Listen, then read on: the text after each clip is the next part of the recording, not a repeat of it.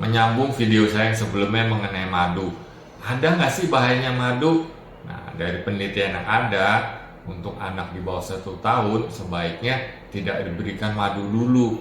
Nah, kenapa? Karena ada sebagian madu itu mengandung bakteri Clostridium botulinum. Nah, jadi untuk anak di bawah 1 tahun itu pencernaannya belum sempurna, sehingga bahaya kalau ada bakteri Clostridium ini. Nah, bakteri ini dapat membuat racun loh, toksin yang dapat menyebabkan gangguan pensyarafan. Jadi otot-otot bayi menjadi lebih lemah. Akibatnya apa? Dia malas makan, malas menghisap, anak jadi rewel, ya, bahkan kalau lebih berat dia keplek.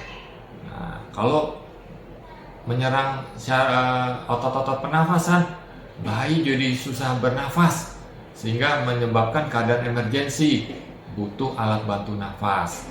Nah, jadi untuk anak MAMS yang belum 1 tahun sebaiknya jangan diberikan madu dulu.